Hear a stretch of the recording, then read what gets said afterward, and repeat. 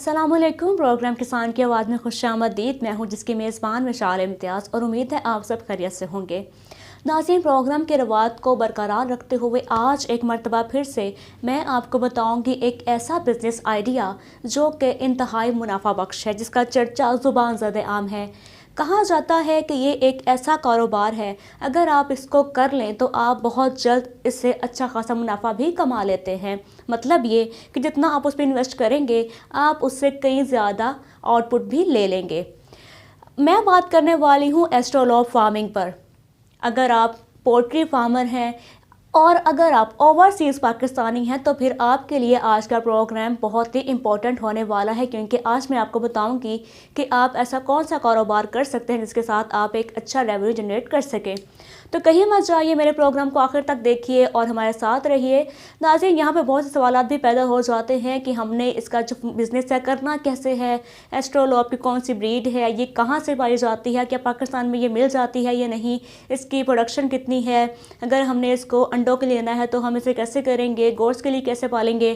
बहुत से सवालात पैदा होते हैं और सबसे अहम सवाल ये है कि हमने इसकी मार्केटिंग कैसे करनी है। कोई भी बिज़नेस हो, कोई भी कारोबार हो, वो तब तक अधूरा है जब तक हम उसकी एक अच्छी स्ट्रॉन्ग मार्केट ना बना लें। तो नाज़रीन, मैं आपको बताऊंगी कि आपने इसकी मार्केटिंग कैसे करनी है ताकि आप एक अच्छा रेवेन्यू जनरेट कर सकें। आपके इन तमाम सवालात के जवाब के लिए आज हमने वीडियो लिंक के ज़रिए दावत दे रखी है डॉक्टर खलीलुर रहमान साहब को। आज हम उनसे बात करेंगे और अपने तमाम सवालात के जवाब उन्हीं से ही जानेंगे। तो चलिए शुरू करते हैं और हम लेते हैं उनको लाइन पर। खुशामदीद, वेलकम टू आवर शो। पहले मैंने बता दिया कि एस्ट्रोलॉब फार्मिंग एक ऐसा बिज़नेस है जिसका चर्चा ज़ुबान ज़द आम है। बहुत से लोग इस पर वीडियोस बना रहे हैं, मैंने सबके पहले ये बता चुकी हूँ। अब यहाँ पर सवाल ये पैदा होता है कि आखिर इसकी वजह शोहरत क्या है जो इस पर लोग इतनी वीडियोज़ बना रहे हैं। जी बताइएगा। जी मिशाल, वालेकुम अस्सलाम। जी मिशाल, आज का जो हमारा टॉपिक है वो बहुत ही ज़्यादा आज के दौर में इस ब्रीड पे बहुत ज़्यादा काम हो रहा है। आपने मुझसे क्वेश्चन किया कि एस्ट्रोलॉब क्या है और इसकी वजह शोहरत क्या है, तो मैं यहाँ पे ये बताता चलूँ कि ये एस्ट्रोलॉब जो है ये ऑस्ट्रेलियन ब्रीड की एक मुर्गी है जो बहुत ज़्यादा अंडे देने की वजह से मशहूर है। 1920s में बहुत सारे रिसर्चर्स ने, ऑर्निथोलॉजिस्ट ने मुख्तलिफ रिसर्च ट्रायल किए और उसमें उन्होंने ये देखा कि साल के 365 दिनों में इस ब्रीड की मुर्गी ने 364 अंडे दिए, जिसकी वजह से इस जो मुर्गी को बहुत ज़्यादा शोहरत मिली। ऑस्ट्रेलियन ब्रीड है, इसको ऑस्ट्रेलियन ऑर्पिंगटन भी कहा जाता है। इसके अलावा ब्लैक ऑस्ट्रोलॉब के नाम से मशहूर है, काली मुर्गी के नाम से हमारे मुल्क में जानी जाती है। और ये सबसे बड़ी इसकी जो शोहरत की वजह है वो इसके अंडे ही हैं। जी डॉक्टर साहब, मैं आपसे ये पूछना चाहूँगी कि हम एस्ट्रोलॉब के बिज़नेस को प्रमोट कैसे कर सकते हैं। जी मिशाल, जो ऑस्ट्रोलॉप है इसको हम सिर्फ और सिर्फ अंडे लेने के लिए ही नहीं पाल सकते, बल्कि ये एक, पहले बात मैं ये कहना चाहूँगा कि ये एक डुअल पर्पस ब्रीड है। डुअल पर्पस से मुराद ये, इससे हम गोश्त भी ले सकते हैं, इसका गोश्त काबिल इस्तेमाल हम कर सकते हैं। मतलब कि जैसे हम देसी मुर्गे घरों में पालते थे उसी पर्पज़ के लिए भी इसको हम रख सकते हैं। और दूसरा जो है, इसकी मैंने पहले बता दिया कि एग पोटेंशियल बहुत ज़्यादा है, तो हम इसको जो है अंडों की पैदावार बढ़ाने के लिए, बिज़नेस प्लान अपने बनाने के लिए, हाउस होल्ड लेवल पे अपने कारोबार को चलाने के लिए इसको हम रख सकते हैं। अब जो इसको बिज़नेस को प्रमोट हमने किस तरह से करना है, इसके बिज़नेस को हम 3 वे से प्रमोट कर सकते हैं। सबसे पहले तो हम इसके अंडे सेल करें। अब अंडे सेल करने के फर्दर आगे 2 वेज हो सकते हैं। या तो हम इसके फर्टाइल एग सेल करें। फर्टाइल एग वो एग होते हैं जो कैपेबल होते हैं, इस काबिल होते हैं कि उनमें से एक नई हम जो है नस्ल ले सकें। और दूसरा इनफर्टाइल एग हम जो है वो सेल करें। जो इनफर्टाइल एग्स हैं वो हम जैसे टेबल एग्स काउंट करते हैं घरों में, हम वाइट अंडा यूज़ करते हैं, उस मकसद के लिए यूज़ कर सकते हैं। दूसरे नंबर पे हम इसको यूज़ कर सकते हैं चिक सेल के लिए। हम घरों में हैचर ले लें, छोटे छोटे इनक्यूबेटर ले लें, उसमें छोटे लेवल पे अगर हम काम करना चाहें उसमें इसके फर्टाइल एग रखें, उनको हैच करवाएं। हैच करवा के जो उनके चूज़े होंगे वो हम अच्छी कीमत में बेच सकते हैं। और थर्ड लेवल पे हम इसको लेइंग पर्पज़ तो हमारा है ही है, इसके साथ साथ जो हम इसके मुर्गे तैयार करेंगे उसको एज ए, जैसे हम देसी अच्छी कीमत में हमारे मुल्क में बिक जाते हैं और कंज्यूमर प्रेफरेंस भी ज़्यादा है, तो उस हवाले से भी हम इसको सेल कर सकते हैं।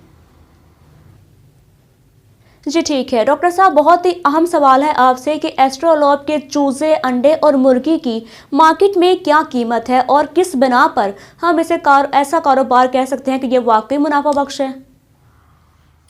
जी, अगर हम बात करें इनकी प्राइसेस की, कि इसका चूज़ा हमें कितनी कीमत में मिल जाएगा, इसका अंडा हम फर्टाइल कितनी कीमत में हम ख़रीद सकते हैं या बेच सकते हैं, या जो इनफर्टाइल है उसकी क्या प्राइस होगी। तो इस हवाले से मैं यही कहना चाहूँगा कि आजकल मार्केट में जो इसका चूज़ा है डे ओल्ड चिक वो 120 जी। टू 150 के रेंज में चल रहा है। इसके बाद जो इसका फर्टाइल है वो 60 रुपीज़ तक जो है हमें मार्केट से मिल जाता है, जिसको हम फर्दर जैसे मैंने पहले बताया कि उसको इनक्यूबेटर में रखें हम हैच आउट करवा सकते हैं। और टेबल एग जो इसका आज कल आपको पता है अंडों की कीमत में बहुत ज़्यादा इजाफा हो गया है 16-17 रुपीज़ में। तो आजकल हमें कमर्शियल एग जो मिल रहा है जो टेबल एग है वाइट, और अगर हम इसको देसी काउंट करके लें तो ये उस हिसाब से 25 से 30 रुपये का आज की डेट में ये होगा। और इसके अलावा अगर हम बात करें एक तैयारशुदा मुर्गी की, तो पहले लोगों ने बहुत ज़्यादा मोनोपोली की है बिज़नेस को, इसको बैड वे में मैं कहता हूँ लेके चले हैं। लोगों ने बहुत बहुत महंगी ऑस्ट्रेलॉ बेची है, इवन के लोगों ने 3-3 हज़ार का एक जो है बर्ड बेचा है। अगर हम इसको अपने घर में तैयार करें, हाउस होल्ड लेवल पे तैयार करें, इसकी मुनासिब वैक्सीनेशन, इसकी प्रॉपर मैनेजमेंट, इसकी प्रॉपर फीड का ख्याल रखते हुए, तो ये बर्ड हमें मैक्सिमम भी अगर रेडी हो तो 800-900 में रेडी हो जाएगा, जिसको हम फर्दर 1200-1300-1400 जहाँ तक हम अफोर्ड करें हम इसको सेल आउट कर सकते हैं, या हमें मार्केट में से यही चूज़ा 1200-1100 में मिल जाएगा। और दूसरी बात जो है इसके मुनाफा बख्श कारोबार की है, तो इसको मैं आप इसी तरह से काउंट करें कि लेट्स सपोज इसका एग पोटेंशियल तब उन्होंने काउंट किया था 364 एग्स। मैं नहीं कहता इसका 364 है, ये डिपेंड करता है मैनेजमेंट पे। जितनी अच्छी आपकी मैनेजमेंट है उतनी ही अच्छी आप बर्ड से प्रोडक्शन ले सकते हैं। लेट्स सपोज आप 365 में से 300 एग्स भी लेते हैं, मींस कि आपके सिर्फ 64 डेज़ जो हैं स्किप हुए हैं 365 डेज़ में से।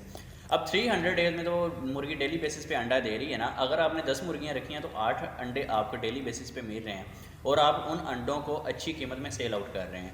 पहले तो आप इससे मुनाफा कमा सकते हैं। दूसरी बात ये है कि आप इनको हैचर के अंदर रखें, इनको हैच करवाएं, इसके चूज़े सेल आउट करें। अब एक मिनिमम कीमत में आप अंडा लेके उसमें से मैक्सिमम कीमत में आप चूज़ा सेल आउट कर रहे हैं। मैं कहता हूँ आपने एक सेटर या हैचर के अंदर 300 एग लगाए हैं, उसमें से आपके 200 एग्स भी जो हैं वो काबिल इस्तेमाल निकल आते हैं, जिनमें से हैचेबल हैं, चूज़ा निकल आता है, तो वो आपको अच्छा मार्जिन देगा। थर्ड लेवल पे अगर आप बात करें इनको रखने की कमर्शियल लेवल पे या फार्म लेवल पे, तो उस लेवल पे आके भी आप देखें, इनको फीडिंग करवाएं उस पाले से, मेल फीमेल को अलग से फीड करवाएं। फीमेल से आप सिर्फ अंडे लें, उनको एज ए कमर्शियल सेल करें।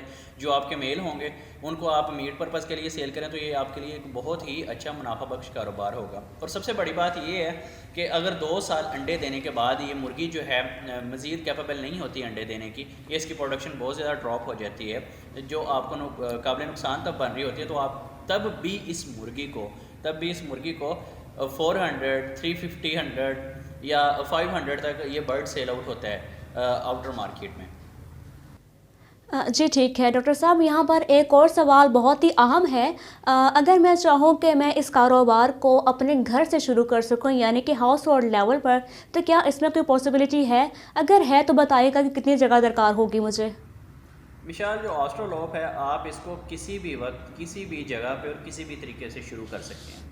वो आपका घर हो, वो आप इसको एज ए इंडस्ट्री काउंट करके चलें, आप इसको कमर्शियल लेवल पे लेके चलें, आप इसको किसी भी तरह से स्टार्ट कर सकते हैं। देहातों में हों, आप शहर के अंदर हों, आपको एक छोटी सी जगह में आप एक डरबा बनाएं, जिस तरह मुर्गियों के डरबे होते थे, उसमें आप 10 बर्ड ले लें, 20 बर्ड ले लें।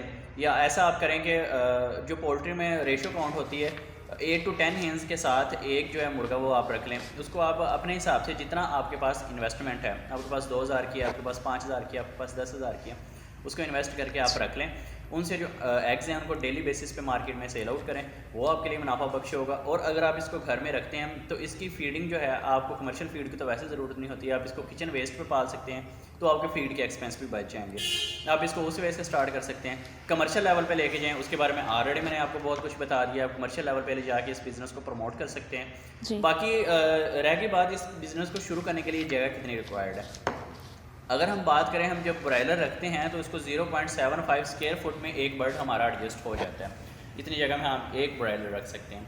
लेयर के लिए 1.5 स्क्वायर फीट तक जाएं। अगर हम कहते हैं कि ये जो बर्ड है हम इसको मैक्सिमम लेवल पे भी लेके जाएं, तो इसको 2 to 3 स्क्वायर फीट तक हम रख के उसकी जगह कन्फाइंड करके, तो एक छोटे से डरबे के अंदर बहुत सारे बर्ड रख सकते हैं। एक रूम की अगर आपके पास कैपेसिटी है तो उसको आप एक स्मॉल फार्म लेवल से आप उसको स्टार्ट कर सकते हैं, जिसको हम स्टार्ट करके एक बिज़नेस स्टार्ट कर सकते हैं।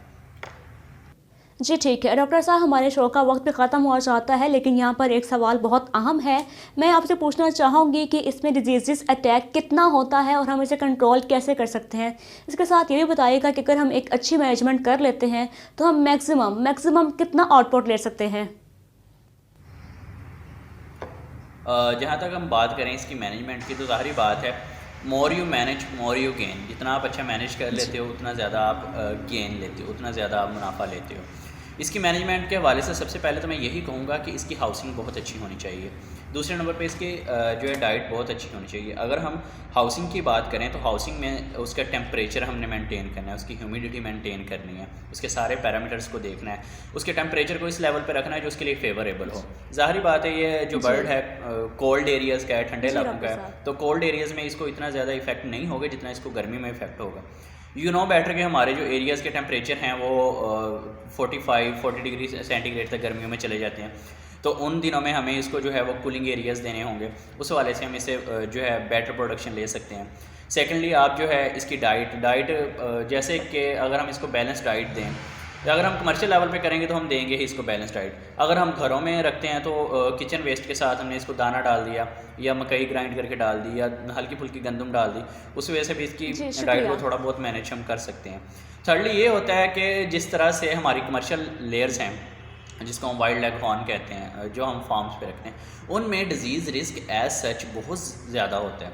उसमें बहुत ज़्यादा बीमारी के चांसेस होते हैं, उसमें वैक्सीन्स कंटिन्यूसली चलती रहती हैं, उसमें मेडिकेशंस कंटिन्यूसली चलती रहती हैं। यहाँ पे एक पॉइंट और है, मैं आपको मज़ीद आगे जाके क्लियर करता हूँ। और अगले लेवल की अगर हम बात करें तो इसमें एज सच उतना डिजीज़ रिस्क नहीं है, इसके लिए उतनी मैनेजमेंट रिक्वायर्ड नहीं है जितनी उसके लिए है, लेकिन फिर भी हमने कोशिश करनी है कि इसको अच्छे तरीके से मैनेज करके और अच्छी इसको डाइट दे के हम इससे मैक्सिमम आउटपुट लें। और हमारे मुल्क में सबसे ज़्यादा जो बीमारी आम है वो एक रानी खेत है, आईबी है, NDIB, फाउल पॉक्स, इस तरह की डिज़ीज़ की अगर हम इसकी कंटिन्यूसली वैक्सीन्स करवा लें तो ये मुख्तलिफ़ बीमारियों से इसको महफूज रखा जा सकता है। अभी यहाँ पे एक लास्ट पॉइंट मैं डिस्कस आपसे करना चाहता हूँ कि जो हमारे लोग हैं ना वो ऑर्गेनिक और इनऑर्गेनिक सेंस में अब आ गए हैं। ऑर्गेनिक सेंस में वो ये लोग ये कहते हैं कि जो फार्म लेवल पे मुर्गी तैयार होती है उनको इनऑर्गेनिक नेचर काउंट करने लगे हैं। हालांकि ऐसा बिल्कुल नहीं है, वो भी ऑर्गेनिक है, ये भी ऑर्गेनिक, लेकिन ये उससे बेटर मैं कहूँगा। बेटर मैं किस तरह से कहूँगा, क्योंकि फार्म लेवल पे बर्ड्स को डिजीज़ रिस्क बहुत ज़्यादा होता है, तो उसमें बहुत सारी एंटीबायोटिक्स जो हैं वो कंटिन्यूसली चलती रहती हैं। अब हर जो एंटीबायोटिक है उसका एक लाइफ साइकिल होता है। वो लाइफ साइकिल जो होता है जब तक वो एंड ना हो तब तक उसका इफेक्ट उसके गोश्त में भी रहता है, अंडों में भी रहता है। लेकिन ज़ाहिर बात है कमर्शियल लेवल पे ये चलता है, तो एग्स जो हैं ह्यूमन कंज्यूम्स करते हैं। वो कंज्यूम्स करने के बाद जो उसका रेजिडुअल होता है अनवांटेड एंटीबायोटिक के फॉर्म में उनकी बॉडी में आता है, जिसकी वजह से एंटीबायोटिक रेजिस्टेंस आज का एक बहुत बड़ा ग्लोबल रिस्क और ग्लोबल इशू बन चुका है। तो इस वाले से भी ये बहुत ज़्यादा सेफ़ है। आप ऑस्ट्रोलॉग को रख सकते हैं ऑर्गेनिक फार्म के लिए, ऑर्गेनिक नेचर है इसकी, इसको डिफरेंट वे से ही आपको बेनिफिट देगा। जी डॉक्टर साहब, बहुत शुक्रिया आपका। आपसे गुफ्तगू इंतहाई अहम रही, आपने अपना कीमती वक्त हमें दिया, बहुत शुक्रिया आपका। तो नाज़रीन, यह था आज का प्रोग्राम। उम्मीद करते हैं आपको पसंद आएगा, लेकिन अपने प्रोग्राम का इख्तिताम करेंगे एक अच्छी बात से। और आज की अच्छी बात ये कि गुस्से के वक्त बर्दाश्त का एक लम्हा आपको 1000 बार शर्मिंदा होने से बचा सकता है। इजाज़त दीजिए, खुदा हाफिज़।